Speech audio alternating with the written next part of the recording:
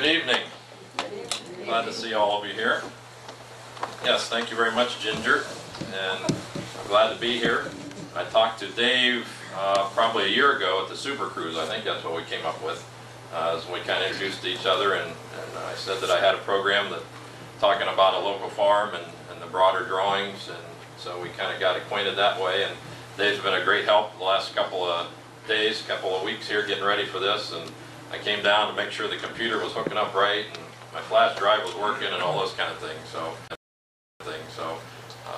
thank you to him for that. And Kevin, I talked to Kevin on the computer and on the phone, so thank you, Kevin, for all that you do. One thing I wanted to say, if you didn't get a chance to look at the cake over here before they cut it, I didn't know. That's the first thing I saw when I came in was the cake. But actually on it, they painted a picture of Broder doing one of his self-portraits. And it's very interesting. That is one of he only had, I think, 3 self-portraits that he drew himself into the drawing. So that's very interesting. I think that's the only cake I've seen with Broder actually on it. So that's very nice. Very good touch there with the cake. And I did take a picture of it, so we have record of that.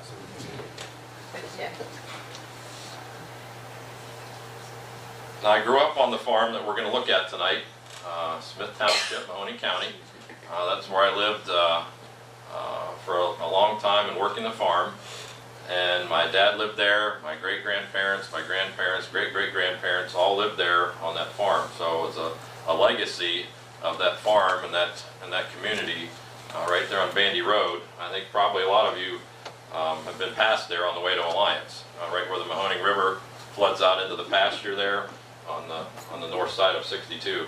So that is the farm. It still does exist. Our family is no longer there, but the farm is still being used. So it's just neat going past there. It's kind of not up to specs from what we had it at the time, but you know, we still go by and have fond memories of what happened there. I want to give a quick thank you to Kathleen Weishas-Voss, who is the expert on Broder himself. And she is over in Canton. In 2014-2015, we had an exhibit over there of all the Broder drawings that we could gather together at 3 different museums, art museums over there.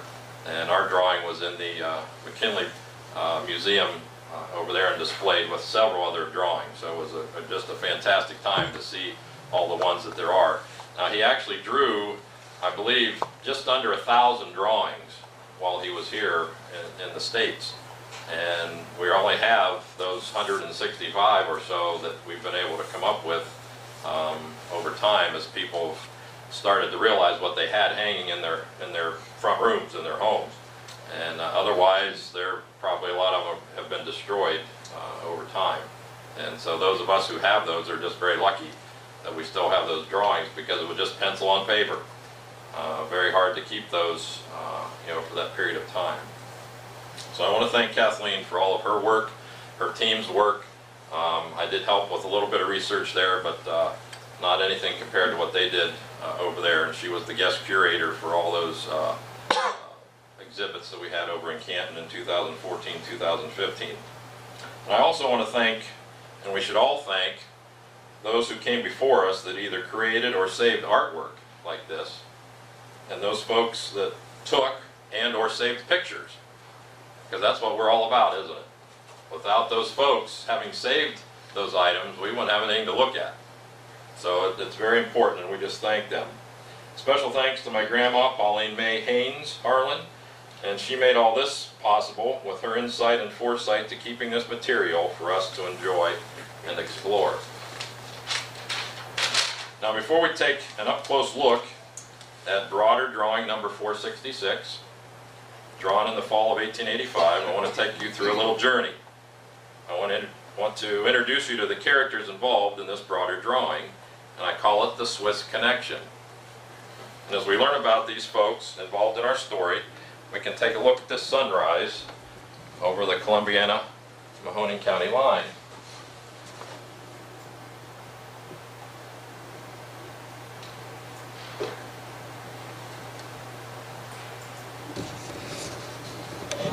See if I have that just not quite right yet.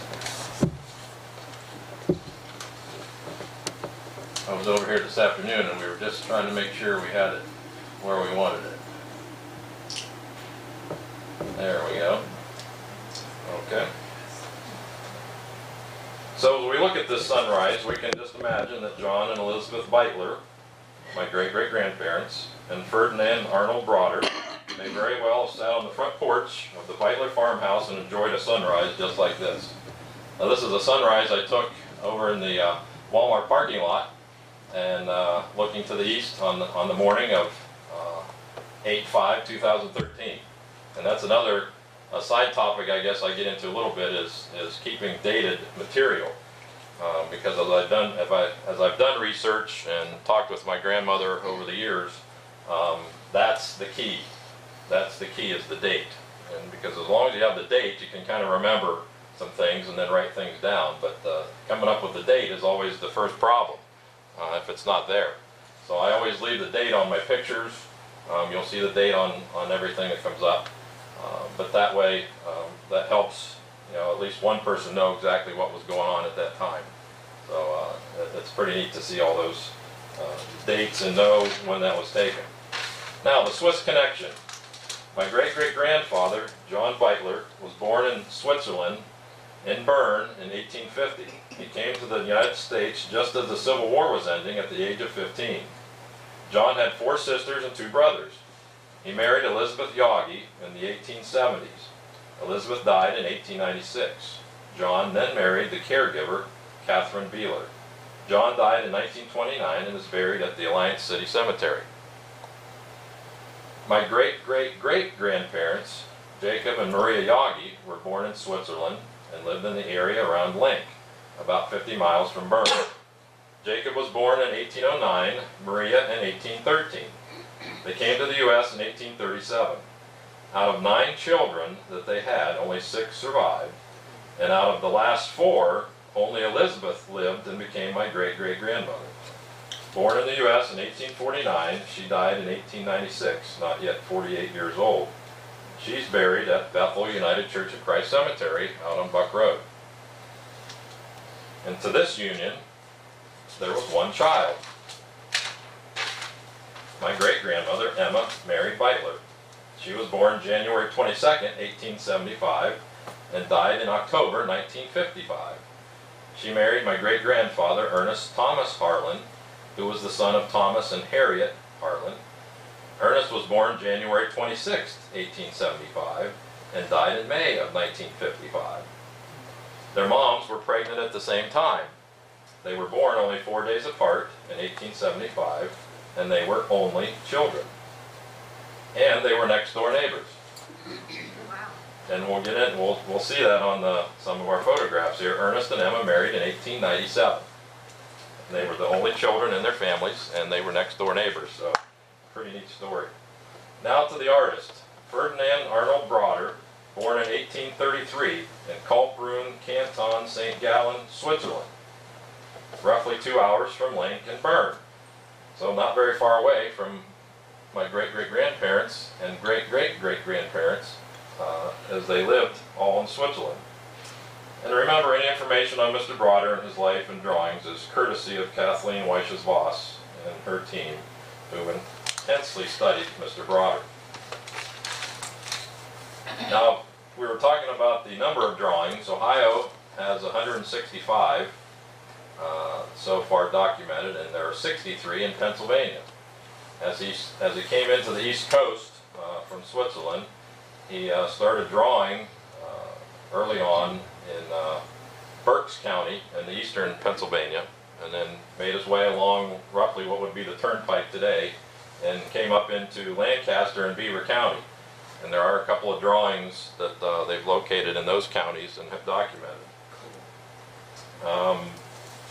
Let's see. 9 counties in Ohio have Broder drawings. Portage County has 11, and Stark County is the most with 116 that we've looked at. Mahoney County only has 1, and that's the one we're looking at tonight. Columbiana County has 1 that has been found in Knox Township. The Peter Berger property on Shoemaker Road was a broader drawing. Some drawings are also displayed in the Metropolitan Museum of Art, Philadelphia Museum of Art, the Art Institute of Chicago, the McKinley Presidential Library and Museum, and the Canton Museum of Art. So very well known, and his drawings are well sought after as they come up for auction. Now, to bring the Swiss connection together in graphite on paper, we have the broader experience. This broader drawing, number 466, was framed in 1960 by Cars Framing and Gifts on Broadway Avenue here in Salem. And I think Dave and I thought it was where the Goodwill building is at that time. And it's still on the back of the drawing. On the back of the frame is the Cars logo. So that's how I knew that's where it was from. What year did you say? 1960. Yeah. 1960. So according to my grandmother and mother, this drawing was rolled up in an old trunk in the attic of that house for 75 years and still was able to survive because it had been out of the light at least. But even though being rolled, it did receive a little bit of damage, as you can see on the edges there. Also, it is interesting to note that the drawing has never been away from the farm, my grandparents or my family since 1885 until coming to the exhibit that we had at the McKinley Museum. So it's always resided there or with a family member. Now let's see what this drawing looks like up close. How much detail did Broader use? With the help of actual photographs taken in 1892, we can visually see the amazing detail Broader used in this drawing, as well as verbal confirmation of details from grandparents across time and from my father, who was born in 1932 and lived and worked on this farm. And these details could only come from the heart. So let's look here a little closer. With the help of today's technology and being able to zoom in with digital cameras, we can get a pretty good look at, an up-close look at the drawing. And with the zoom, we can zoom in, and it almost looks like you're looking out a window, doesn't it? And just neat to see all the different things that he drew. Can you imagine how many lines there are? And this isn't the biggest drawing that he did. There are several that are a lot larger than this. So as we look around the farm, we notice down here, this is the Mahoning River down here at the bottom. And so when you come back, if you realize that this is the river down here, he's looking at it from a perspective that he's up in the air. So try to put that in your mind, that you're drawing on the ground right there by the barn, but you're drawing it as a perspective of being up in the air above the picture. And they're all that way. Almost all of his drawings are in that type of a frame where you're looking at it from up above, like you're floating in a hot air balloon or flying around in an airplane, and looking at this scene and then drawing it. Down here at the bottom, he has, let's see if we can get that to come up a little, oh, right there, the property of John and Elizabeth Beitler, Smith Township, Mahoning County, Ohio. And I think we can get a better look at it here coming down the road, but look at Mahoning. He didn't put the second N in it down here at the end, and we didn't notice that for years. I mean, 100 and some years, nobody ever brought that up. So just in 2014, when we were really studying the drawing, that we realized there's no N at the end of Mahoning. And so Kathleen and I just kind of surmised that, you know, it's possibly how they pronounced it, Mahoning, without that N in there, and so he didn't put it in there. It's the only thing we could figure out, because everything is pretty well spelled, and really didn't see any other issues in spelling that we noticed, except for that Mahoning word there. So pretty interesting. All right, let's take an up-close look at the house. And that just really does look like a photograph, or that you're actually looking at this house, the way he draws. And a couple things to take notice of are the raised vegetable garden beds out here. A lot of his drawings have that, but a lot of the folks that he drew, were from Europe. Their parents might have been from Europe, and they did a lot of this raised gardening, which is now becoming a little more prevalent today again. But they were all set up with this, little paths in between the different parts of the garden. Everything was fenced. There's a lot of fences in this drawing on this farm, and we'll take a look at that. This building here is a cheese house that was there for many years. The benches that were in there that the cheese was made on were used then as work benches in a different building that replaced that. And I was able to work on those benches and heard the stories of that being in the cheese house at one time. This is the kitchen over here on this side of the house. We see water pumps here, 2 of them. We'll take a closer look at those. What We year also- was this drawing again? This was in 1885. 85? Mhm. How big was this one? You know what? I can't remember the exact dimensions. 29 by 39, I believe. I'll have to look in the book. Let's zoom in here a little bit. And he had a cat in a lot of his drawings. You see the little cat there. But this piece here, I usually ask, does anybody recognize this piece as something specific that they've seen or know of? It's a stove. A lot of people think it's a stove of some kind. And it may have been something that they replaced the stove and then sat this on the porch. And it looks like they used it for some storage, possibly have something in there, feed or something that they would use on the farm. Some folks think it was putting pies in to cool down, different things like that, but nobody's really has been sure yet exactly that the piece has a name, or exactly what it is. But it's an interesting piece of furniture. Have a cool stove.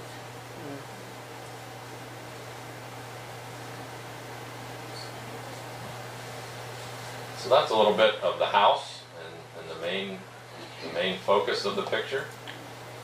Here's the barn. This is the 3-bay banked barn. This is the barn hill going up to the upper part, and kind of a blocked side there holding the barn hill up.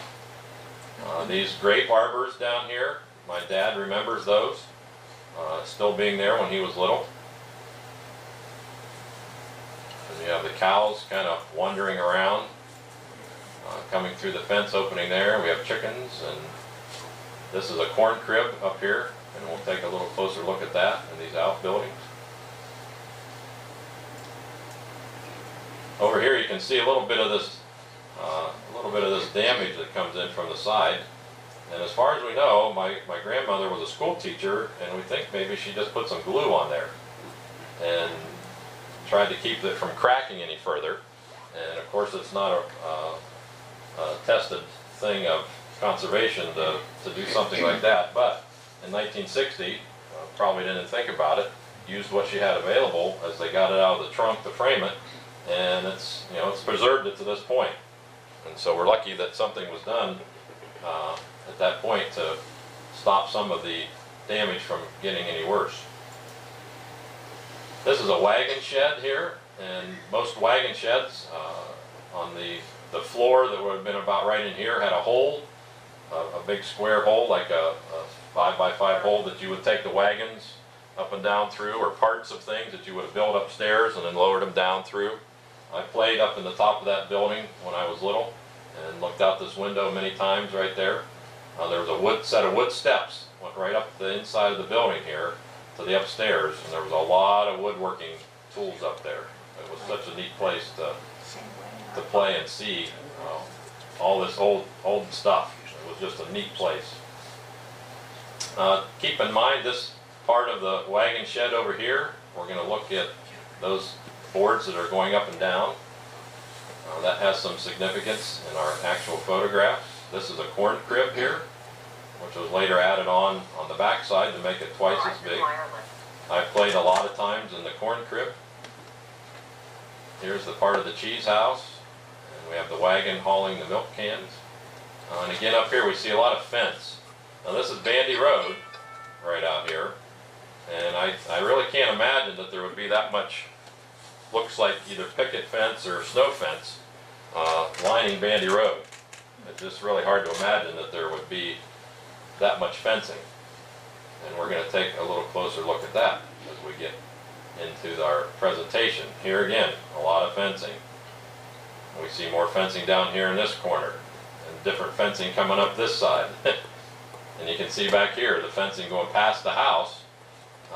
We don't know how much farther it went down the road, but a lot of fence. This is the outhouse. My dad talked about as a little boy using the outhouse, so that it was still functioning at that point in the 30s. This here I think had chickens and possibly some pigs in it. We have the bird feeder here. We drew the birdhouse and the bird feeder there. And then if you notice, this ditch runs down along here, right past the outhouse, and has the planks over it for people to get either over to this way or to the outhouse. And that was tiled. There's a tile under there now, many years after this drawing, but that was right in that same spot. Could you focus on the chimney again, On which? on the chimney in the house? Over here? It looks like they added a pipe to that at one time. Yeah, there is. We'll see, we'll get a better picture of that here as we compare that. Here's an up close of the outhouse. Now you can imagine as we go along, focus on the number of lines. I mean, just sitting there and drawing line after line, and then coming down this eave here and drawing line after line. And all these fence posts. I mean, it would just be, to me, it would take forever to draw all these lines and make it look good. And then you have the perspective of the fence in the back, and then you have the outhouse, and then you have the birdhouse. And so the depth perception is correct on all the things that you're looking at.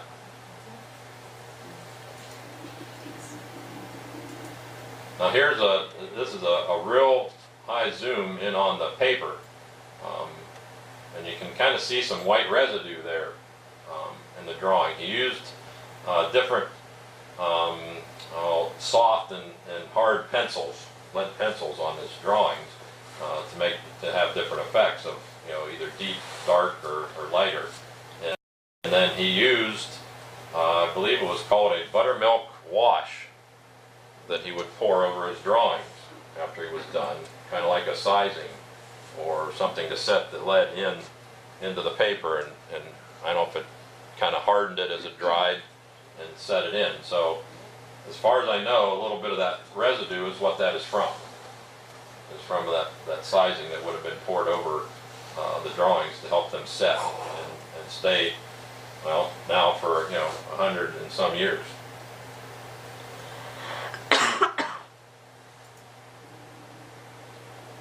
Some interesting things here now that we got into as we looked a little closer. You can see as he drew things, then he drew something else. And you notice he had around the porch here done already, and then he started to draw in, which would be like a step here up to the porch. You can see the lines behind it. And so it was interesting to really study the way somebody would draw and what they would add in or what they needed to do first. You can see some faint lines behind the water pump here, and then up here on this side, so that he had drawn those first and then finished with the water pump in front of it. You can also see down here the parts of the yard or block, whatever is underneath this little step into the patio here. You can see that those are in there also. And again, all these lines, just meticulous, sitting there drawing these lines to make this fence. And notice the shading as he drew these stone steps here, apparently, and did a little shading so you can see that that it's a step up to the porch here. Very interesting.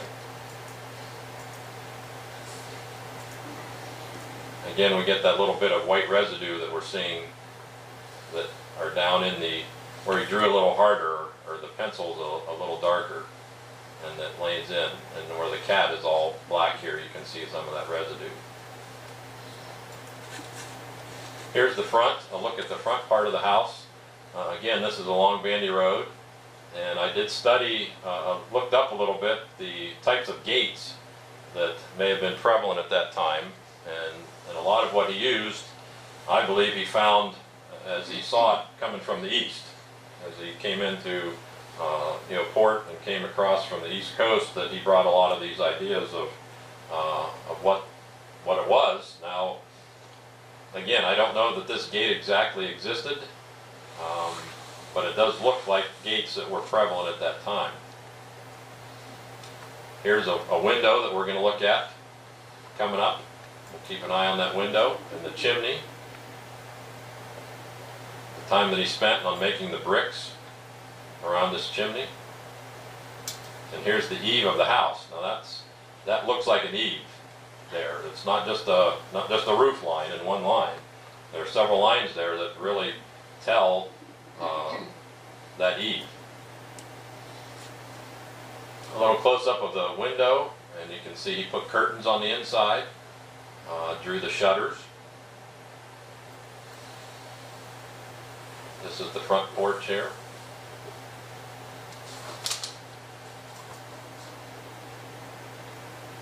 A little closer look at just, drawing this line up here to make the top of the window, and how he drew these shutters in there, and so at a distance it looks just like a shutter you could reach out and touch. This was an interesting thing that we found, this bell hanging among the trees here.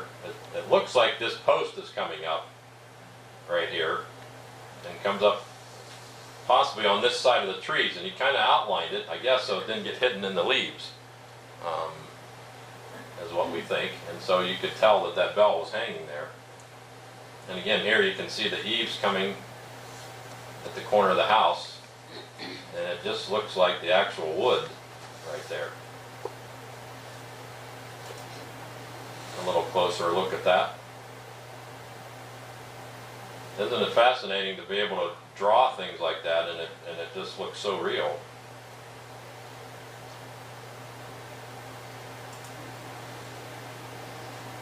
There's the actual eave on the front porch, and again more of that fence. Here's the top of the chimney from the kitchen. This is what it was in 1885. Was that pipe sticking on top of the brick? Had like a tall brick chimney, and then had this up on the top.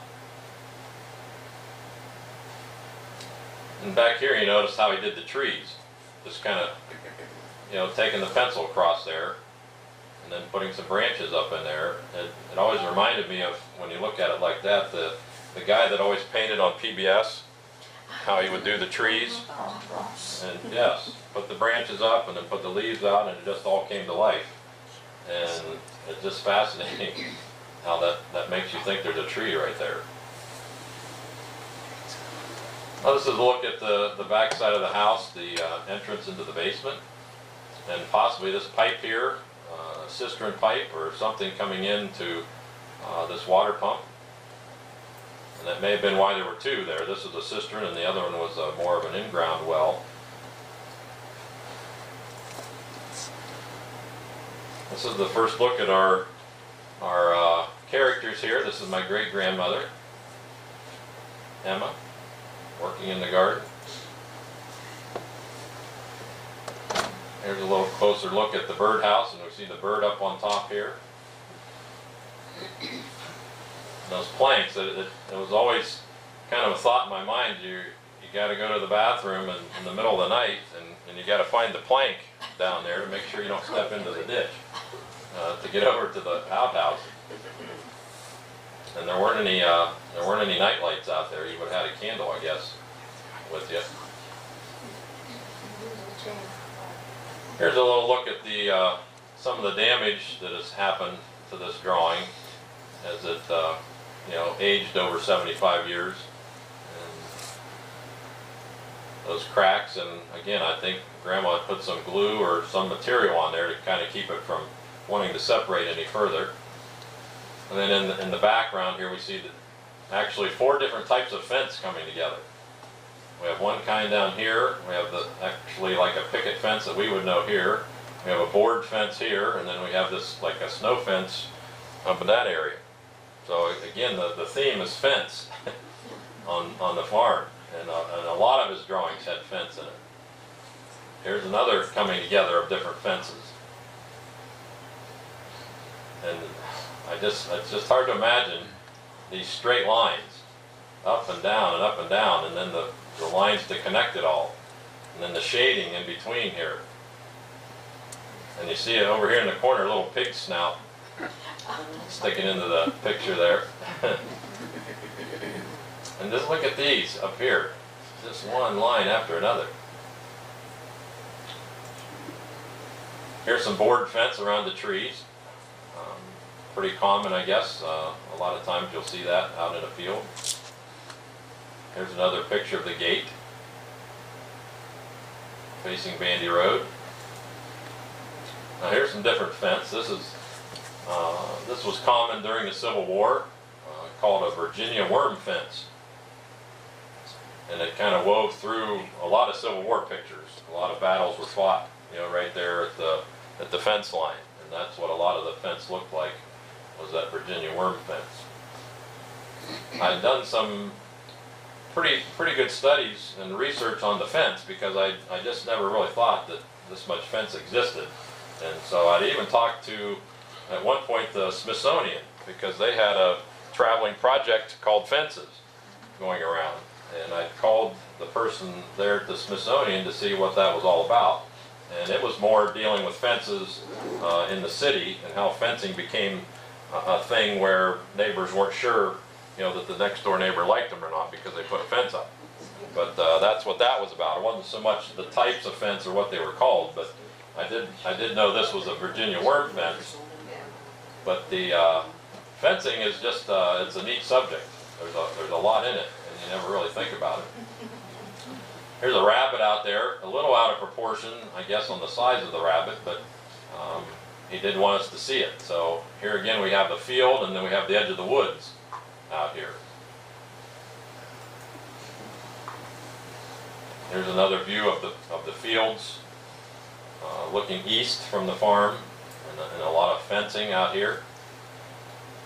I know how much it was to take care of the barbed wire fence that we had on the farm, let alone making sure this stood up all the time. That's a lot of pieces of wood there.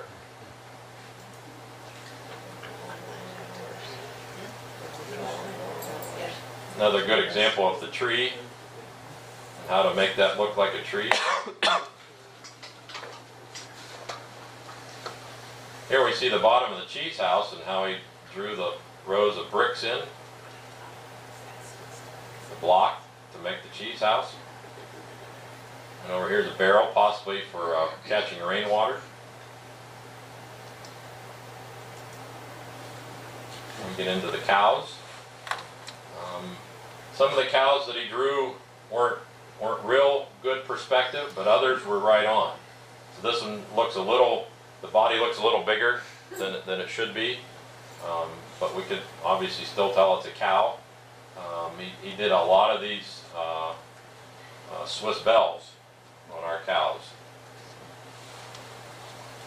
Now this one, that's almost perfect there. The perspective of that cow is just wonderful, how he drew that. Looking right at us, and again, another Swiss bell there. Animals are hard to draw. I don't know how many of us have tried to draw before, but animals are particularly hard to draw. And that's an excellent example there. And there's great-great-grandmother, Elizabeth, working in the garden. And we'll see their actual photographs coming up here. There's great-great-grandpa. And we're gonna take notice of this hat, and we're also gonna take notice of this. Looks like a little button here. So keep those two things in mind, the hat and the button. Now he's riding on which would be a hay cutter, a sickle bar side mower, different names for it. Broder did a lot of mechanical drawings, mechanical pieces in his drawings, some just very elaborate. And if you get a chance to look at those over time, they're just amazing that he could draw the gears and the different working parts of machines in pencil was just amazing. This is somebody going by in a buggy on Bandy Road. And again, we see fence out here on the other side of the road. But you can tell just by putting a few lines in here that it looks like a person, driving that buggy. This is a scene from out in the field. These, as far as we know, are Swiss farmhands.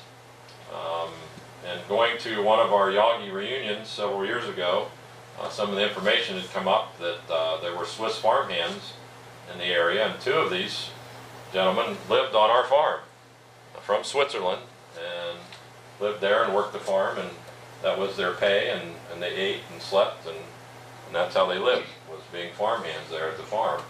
And that side of Alliance, the east side of Alliance, and then into Knox Township right there along Bandy Road, was a heavy concentration of Swiss immigrants had come there into that area. And that's why we're fairly sure that as Broder came in, he was headed to Alliance all along, and got there after a certain number of years, drawing in counties in Pennsylvania, and possibly came right down State Street.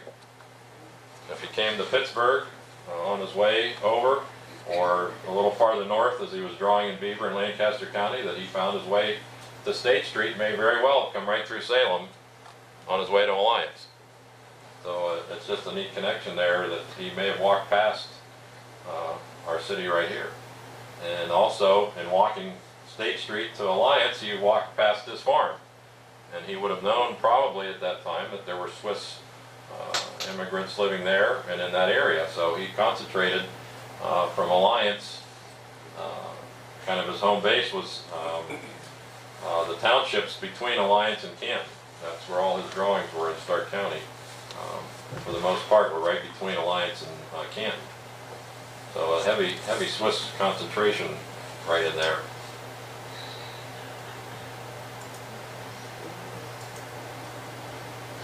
There's a little up close of a horse, and the buggy, and the milk cans, either bringing milk to or taking empties there from the cheese house.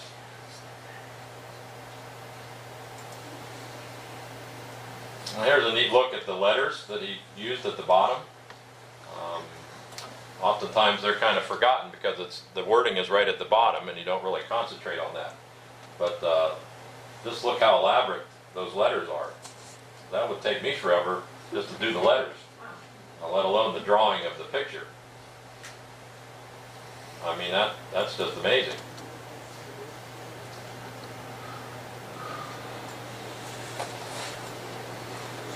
And, I mean, we can see that it's a P because we know it says property, but that's just an amazing letter, and all that's involved in that, and how this curls around, and how many strokes of pencil that it took to fill that in and do these elaborate curls. Now if you notice, there's a slight line here coming across, and so he lined his letters up by those faint lines in the drawing, but as far as I can tell, the letters are hand drawn. He had a line there to keep them straight, but they're just free drawn on these letters. But you can see as we get close, the actual strokes of the pencil in here that filled those in. And these little dashes that come off the different ends really makes for a neat word, neat letters.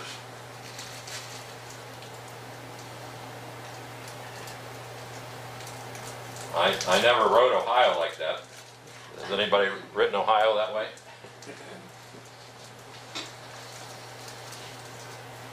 How these come up here, and the back of the O is connected with this center piece.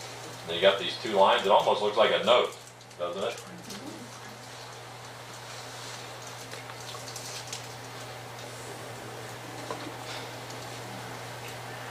Now here is where we start our comparison, and it's really a fun part of the whole thing is to see the actual photographs, which I have. They're also presented up here on the table for us tonight, and we'll take a quick look. See how close I can get. This is one of the actual photographs from 1892, and you see great-great-grandparents there on the porch, and this house still exists there on Bandy. So we look at that one, and then we'll swing over here, and this is also taken the same day. The farm from the south side of the farm property, and here in the back is the house. And we'll take a close-up look at great-great-grandpa here, standing in the pasture. We have pigs around and the horses pulling the plow. Here's the old windmill. I had this combination over at, we called it Broader Day, back in 2013 over at Canton, and several drawings were brought in that were being logged and pictured, photographs for looking at them and logging them into Kathleen's database.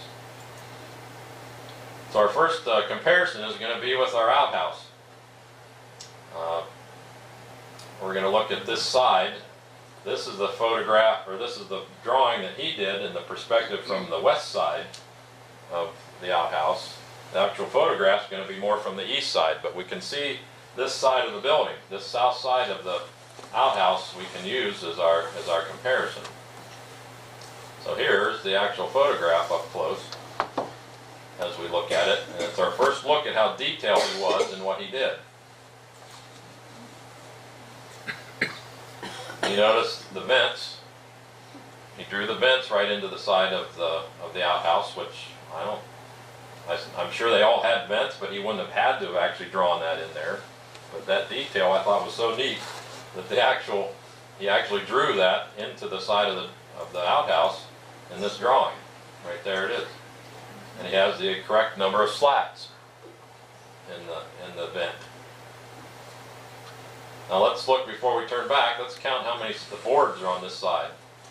And we'll start right here with this one. I got 1, 2, 3, 4, 5, 6, 7, 8, 9, and the number 10 would be the one right under the eave there.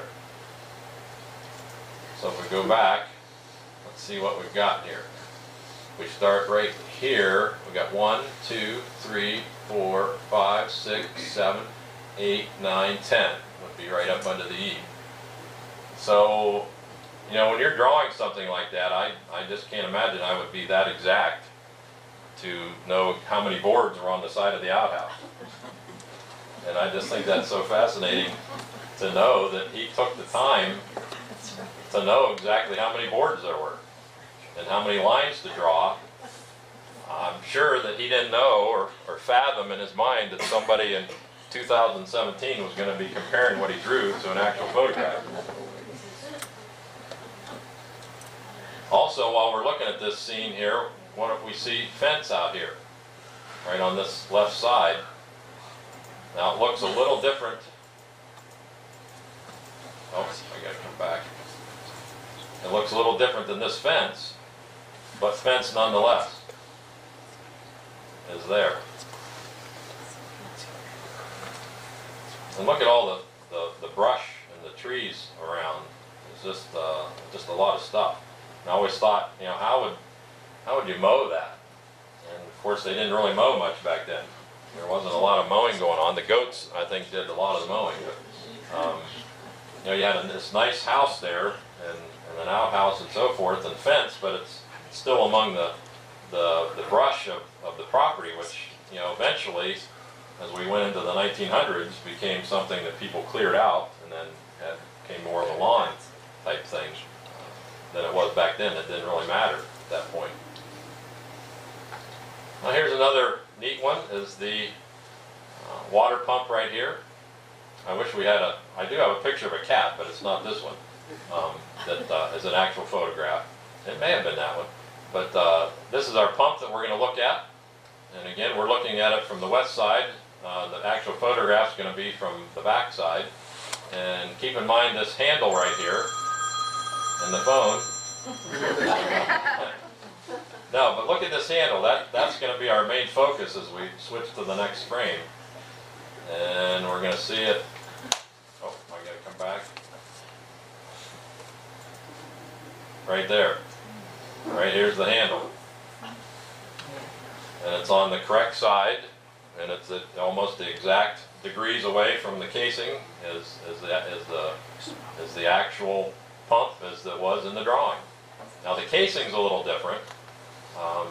Remember, this is 7 years later, which isn't very many, but a lot of things can happen in 7 years, back then. And that the original casing that he drew may have broken, or they needed to get a new pump. And so that's what the new one looks like. But the handle, same thing. Same handle, just a little bit of different casing on it. Right there. And now down here at the bottom, as far as I know, is a trough. Just as we see here, a trough out to catch water. Possibly up on top here, I think might be a water cup. That they, as they got thirsty doing their farm work, came over and got a drink of water. This back here, we're not sure what that is. It kind of looks like fencing, but we're not really sure. I can't get a real good look at that. So we're kind of just thinking that's some kind of fencing there, but it's just hard to get a clear look at that. So I think that's neat to be able to compare those two things. This is just a quick comparison of the corner of the porch. It's a little hard to see in the drawing here, but it does have this board coming out. In the actual photograph now, their spindles are out here, and it has changed a little bit since the drawing.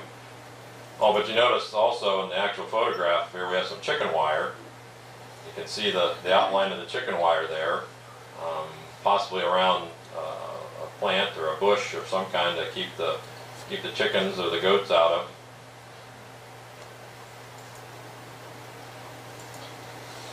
Now we're going to take a look at the window and compare what he drew to the actual photograph. Really neat comparison here. Remember, keep in mind the curtains and how they looked and the shutters.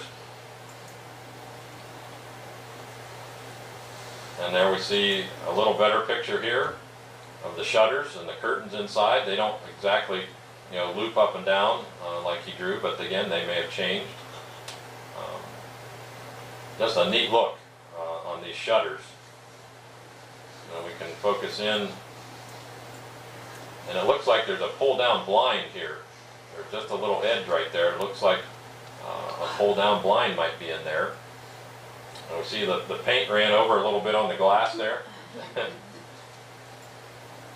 you can see the pattern on the curtain. I always said certain materials look like my grandmother's couch, and it's just neat how that old pattern there is what they had for curtains. I can't tell if they're like a sheer or not, or if it's a heavier material on that, but it's neat to be able to see it at all.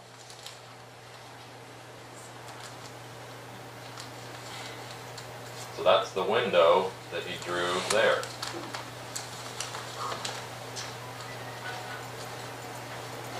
Alright, now this is one that we didn't focus on when we saw the earlier part of the drawing, but you see a board right here? There's a board right there and kind of a line across here. This is in behind some brush. And it's, nobody would have noticed it. I can't imagine that anybody noticed that little window down there at the bottom of the house. But right there it is. That little window, that's exactly where it was. In the 1900s, it became a coal chute into the basement. And I used to go down and play in the coal room. It wasn't a coal room when I was little, but you could see the iron plate that opened up, for the coal on the inside. The outside was just a blank spot, but that's where that little window is, and he got that drawn in there from looking at that. So he really paid attention to different things to put in, rather than, of course, he's not going to draw all the brush in, because that would take away from, from the drawing. But he put everything else in there that a lot of people, I don't think, would notice. And the chimneys. This is the actual photograph of the southernmost chimney on the house. There were 3. And this is what he drew. Right here you can see the peak. And if we come back, you can see the peak right here. It looks almost exactly. All of the chimneys had this 2-row outset of blocks up here, just underneath the first row. And he drew all those in. You can see it sticking out right here. That's that row of blocks, the second and third row down. This is the central chimney. And you see again, we have 2 rows of blocks here that are coming out. And in that meantime of the 7 years from his drawing to this, they had added lightning rods. And here's what he drew. So that's just a perfect drawing of that chimney. And I've counted the number of rows of bricks there a couple of times, and it just depends on where you start, which layer of bricks, because it's kind of hard to tell in the photograph exactly where the first layer is here, because of how it kind of comes down into the peak of the roof a little bit. So we were looking more at how he drew those top 3 layers of brick. The same for the northernmost chimney again, has that decorative piece sticking out. And that's what he drew right there. And again, it looks like the chimney that you would see in in an old Christmas book of Santa, but to take the time to put those in there, I think is pretty neat. Now here was the part of the wagon shed that we wanted to focus on. That's on the east side there. Here's that window that I played in that upper room. When I was little, there was a chicken coop all the way along here on this back side. These doors had been nailed shut, and the chicken coop was added. But we can see this part of the wagon shed, which must have been added on later, and the boards ran the other direction. And right here they are. Here's the boards run the other direction that he drew in there. Again, I would have just drawn these lines all the way across, I would think, and yet he put that in there and drew those boards. Now here's the back half of the chicken coop that was added on in that 7-year span, and in fact it went all the way past this, all the way to the front part of the wagon shed there. I just think that's a fantastic detail, that he put those boards correctly and really had no need to. Here's what came up earlier was the kitchen stove pipe. That's what it looked like in 1885, and here it is in 1892. I've taken the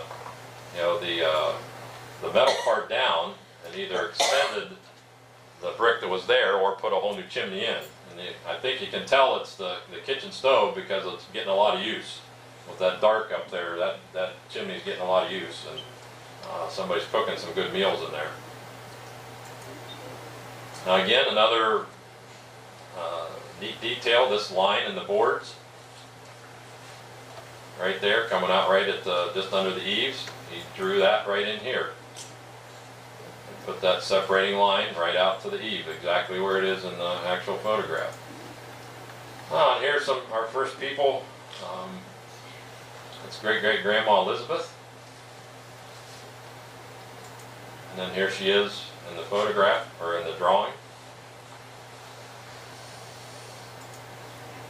This is my great-grandmother Emma, her daughter.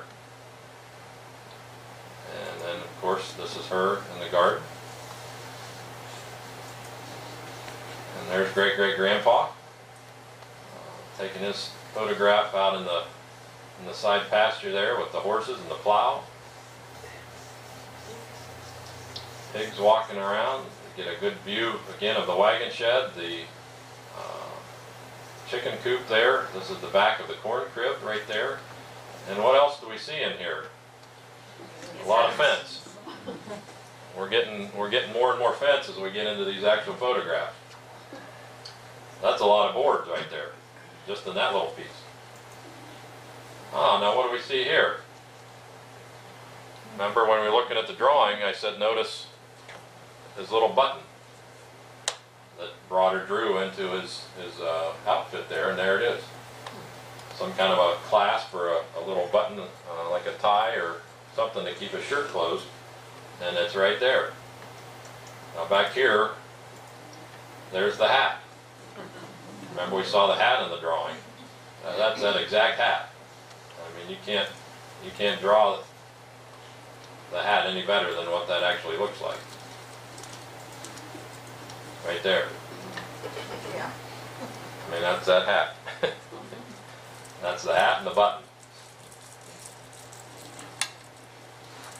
There they are together, and we kind of chuckle as we look at them. They don't look real happy, you know, to be getting their photograph.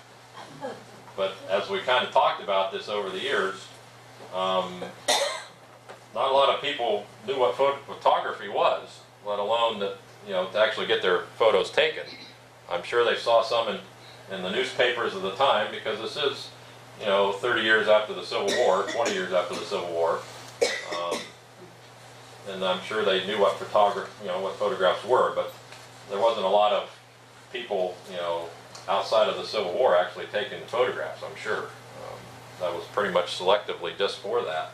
And so they probably didn't know to smile or to kind of pose, you know, for the picture. So that's like a whole other subject to get into for that kind of stuff. But so they're just kind of standing there, and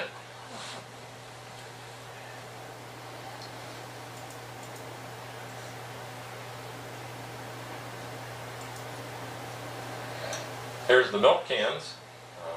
I have some actual photographs of milk cans, roughly around that same time, and of a buggy. Now this isn't a flatbed buggy, but I'm thinking this was a buggy that was kept in the wagon shed here, and they may have gotten it out just to take a picture of it. Possibly somebody was buying it. It looks like it was sitting in there, and you notice it looks like it was sitting under a bird nest there. Probably hadn't been used for some time. They got it out. Somebody was going to buy it, or you know, I'm not sure how old this buggy is, but that's roughly around the same time. I don't have a date on this actual picture, but that is just a fantastic look at a buggy, isn't it? A two-seater, and you can see the footstep here. You can see some of the undercarriage there. See lights. It had lighting on it. And you can see the tassel up here for the roof. I think it's tassel. Looks like it is. And here's another view.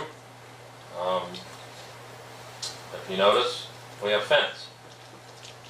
And this fence looks like the fence he drew, doesn't it? It's not board fence. That's that actual fence that he drew. Line after line after line.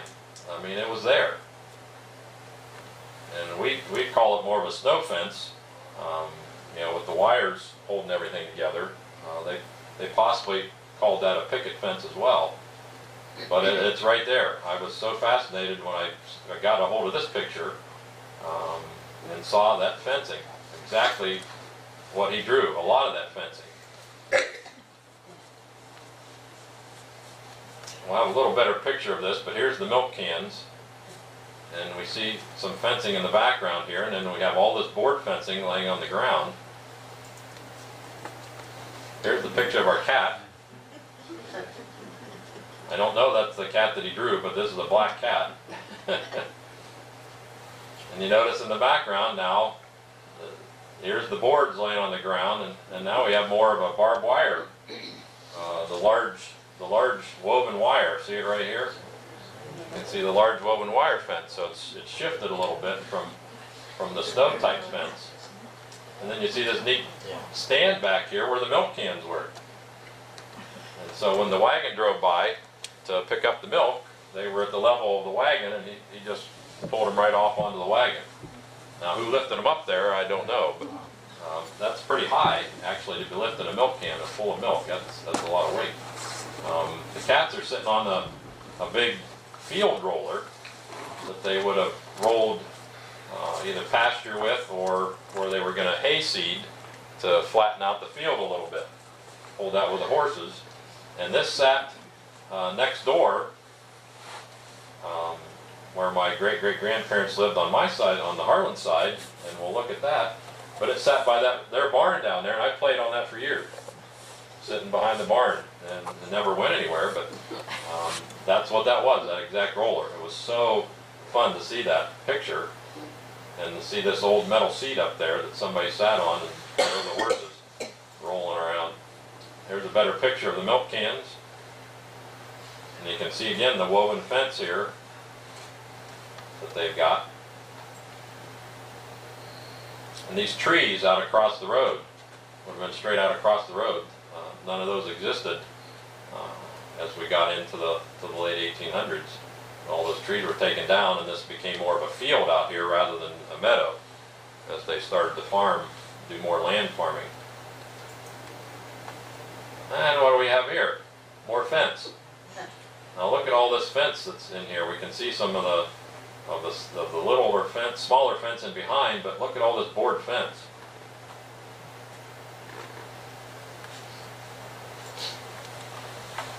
And there's a little more up close. Here's I think a pig inside the picture there. There's more fence. And then as we see in the background now, this is another interesting thing. That's where my great-great-grandparents lived next door. The Harlan side. And then the farm that's here in the foreground is my great-great-grandparents on the other side. And they were next door neighbors. And remember we talked about the moms being pregnant at the same time. Well, that's the neighbor right there. And here is that great-great-grandfather, Thomas Harlan. And he's buried actually on the hill, Texas Avenue there in Sebring. There's several Harlans buried there. You know where that is by the water tower in Sebring. And there's several Harlans in there. And this is great-great-grandma Harriet. Pretty neat dress. And then these are their kids. Their son, Ernest, and then Emma, that we met working in the garden. And they married in 1897. This possibly is their wedding picture. And then this is them. Remember they both died in 1955. And probably not too long before they passed on that they had this picture taken. And if you look at her smile and her cheeks there, I think I've got that picture next. Now look at that. That straight across smile and those cheekbones, don't they look pretty much the same? Now they do look a little happier than the other two folks, but yeah, that same face, pretty neat. This house back here, as far as I know, and looking that up, my great-great-grandfather built that house in 1872 and moved there. My great-great-great-grandfather, sorry, moved there and sat in that property is still there. That house is still there. He had a summer kitchen out here, and I played in that summer kitchen a long time. My great aunt and uncle lived there, and played in that house for a long time when I was little. Now here's the neat picture with both houses in the same frame. You can see their house back here, and then the farmhouse right here. And then one thing we never noticed for a long time, over here on the side, oh, past it, look right back here. There's great-great-grandma standing in the yard while they're taking the picture of great-great-grandpa out here. She's standing back here just by the house. So that was a neat thing to see. So we can see all the chimneys. See the kitchen chimney there. We see the other three here. The wagon shed, the corn crib, all the fence. So the fence did exist. That was a big one as I found all these photographs and and really looked at them, that the fencing actually did exist. Maybe not exactly how some of it was drawn, but it was there, and it was used, had purpose.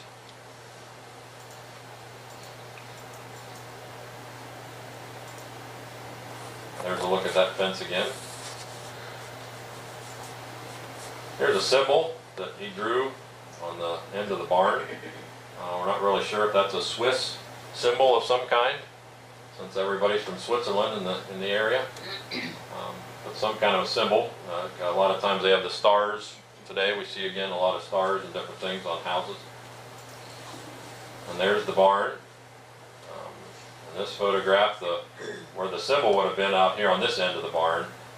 Now up at the peak, windows were put in by this time, and also this windmill was added.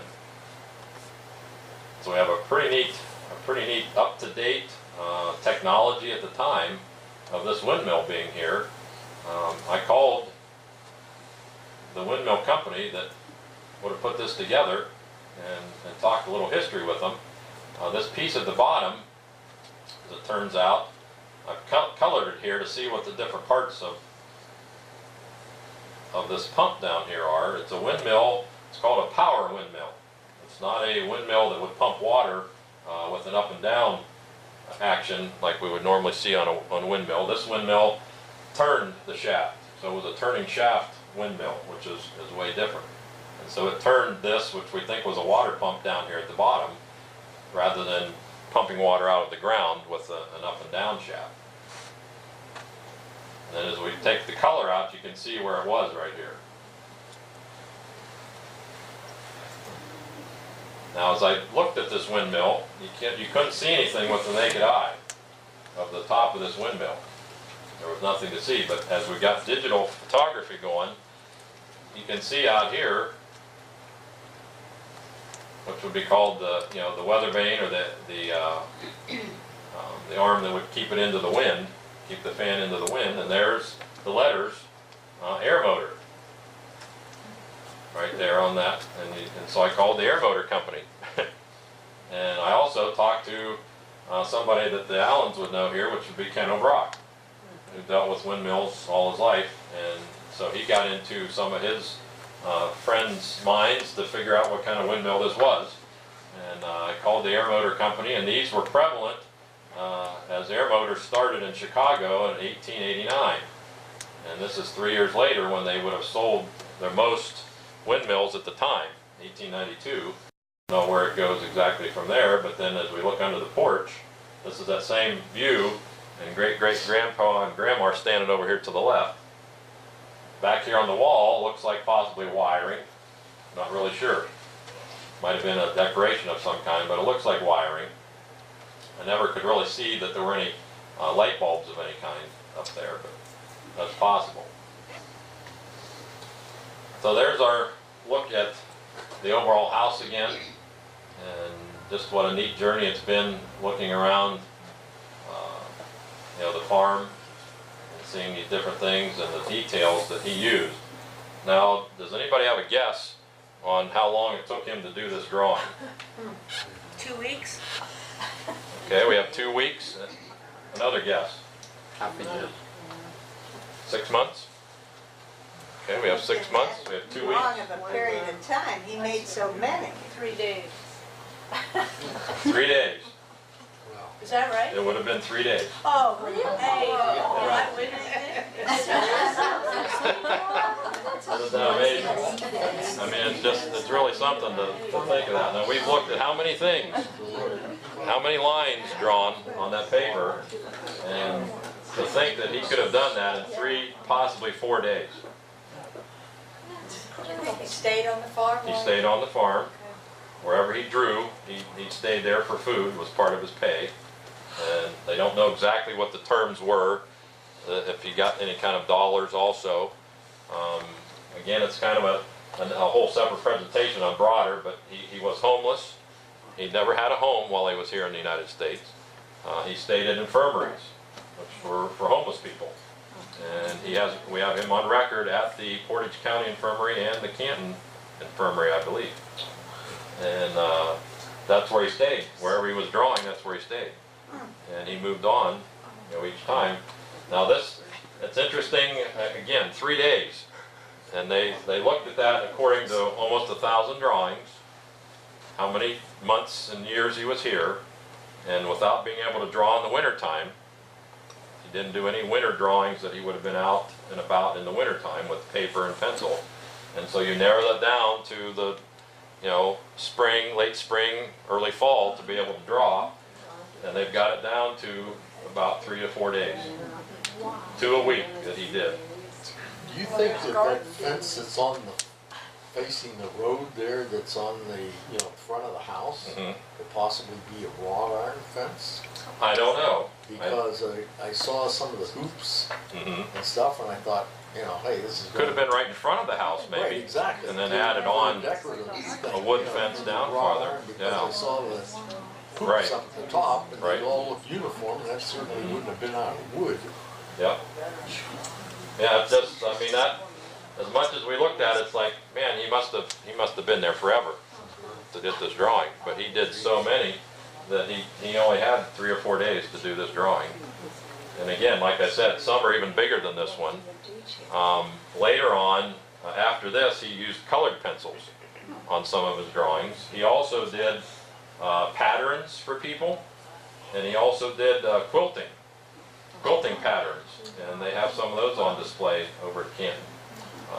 Just amazing stuff. What do you think that's hanging on the back of the porch there next to that? Is that a saw or something? I think this looks like possibly a planter. Could have been a planter, or could have been the thing that stokes the fire. I can't think of the name. The bellows, like a bellows. Okay. This looked possibly, I don't know if that's a thermometer, but it kind of looks like that. But then we have, I think, probably a hand saw here. Okay. So yeah, that drawing all that. Well, not just that. Oh, let's see. All of the farm, not just the house, but all that drawing in 2 to 3 days. And the Now detail. that gate in the front, was it rounded? Did he have it like little hoops up at the top? This front gate, Yeah, I'm thinking it's a wrought iron gate. well, it doesn't look like there's a hoop there, but it does get higher in the middle, so it's kind of rounded Yeah. on there. Now this was, I think I mentioned at the beginning, this was done in the fall of 1885. And the next drawing, the next numbered drawing, isn't until the spring of 1886. So as far as we know, he stayed then at our farm for the winter of 1885. He's not listed in any infirmary that year, and the next drawing was back in Alliance, Canton area in 1886. So we're surmising that he probably stayed here with the Swiss, another Swiss family for the winter of 1885. But again, he didn't take any more time to draw it than what he normally did, as far as we know. And with all those drawings, he did those in just a short time. Now, what language do they speak, I'm not sure. I don't know if Kathleen may have that in the book, some of those details that he wrote. The lettering was ours. Mm-hmm. Yep, had the little dots and different things kind of added on, but The actual spelling of the words were like ours. right. I don't Yep. know. Yeah, but it was in the German script. Yeah, that And if you've script. ever done calligraphy, when you go back down and you look at that N that's missing. Uh-huh. If you've ever done calligraphy, that's done very, very slowly. And you're always thinking 2 letters ahead, Was that right? because I do Yeah. calligraphy. You think 2 letters ahead, and it's really, really easy to make a mistake. Oh, If you yeah. think about the fact that that was probably the last thing he did, and then he realized that he had a choice of either trying to erase That's that, which possible. he could not, or hope that those people didn't notice, Yep. because otherwise you scrap the whole drawing. Yep. And I'm sure with 1,000 drawings, he probably had to think of that a couple Yeah. times. Yeah. I'm sure that Where wasn't is the Route only letter. 62 at then, one in that perspective then? That would be to our right. To your right? Yep. This is Vandy Road, and if you go to the right, you're heading south right to 62 there. And then that would be heading towards Alliance then? Well, when you get to 62, then you would have to turn right. Yeah. Yeah. Mhm. And the house is still there? The house is still there. An interesting thing, if you see the two chimneys here that are farther apart, there's actually, that was the chimneys of a two-story log cabin that's still in the house. It's still in the walls. It's been covered over, but the logs are still there. How far up Buck Road is this off of 62? It's just like an eighth of a mile right there. You can see it where the big blue harvester sits. The big blue silo sits right up there, right past the river. All right. That's the barn, and then the house is on the other side. You can't see it really from 62, but yeah, there's a two-story log cabin in there, and see that's what these two windows are from. Now this side with the chimney that's closer, that was added on. So this end of the house doesn't have the log cabin in it, and it had its separate staircase to the upper rooms. There was a staircase in the log cabin house, and then a staircase in that end of the house. Until my grandparents cut a hole in the wall and removed 6 logs, and then put one staircase in. What kind of basement's under there? It's block and log, but you can see all the logs exposed in the basement side, and then blocks, down the walls, and stone, sandstone type stone. So pretty interesting to know that he had to do all these drawings in such a short time. So again, like you're saying, he had to think ahead. Yeah. He had to know what he was going to draw. And like the steps, where he added the step, Mhm. he didn't have to erase, he was doing light enough with the pencil that he Right. didn't have to erase it. But with the lettering, Yep. that was real obvious. Yeah, that's a very good point on that. And there's letters on every drawing. Oh, yeah. Almost all drawings are numbered. They're signed, a lot of them. And if he did 1,000 of them without making any, I only made one mistake, I got handed to him, he was Yeah. good. I know. And when I did the presentation at the Canton Art Museum, there was a gentleman there that really couldn't believe that it happened that quick. Oh, And yeah. we talked for a long time that there was no way that anybody could draw. He was an engineer, and he just swore up and down that nobody could draw something that fast to that detail. But he did. He did. And when you practice it that long, Yeah. for that many years, and that's what he did, really for his living. That's what he did was draw. So to have a place to stay and a meal, he got pretty good at it. To be able to have sustenance to live, especially with no home.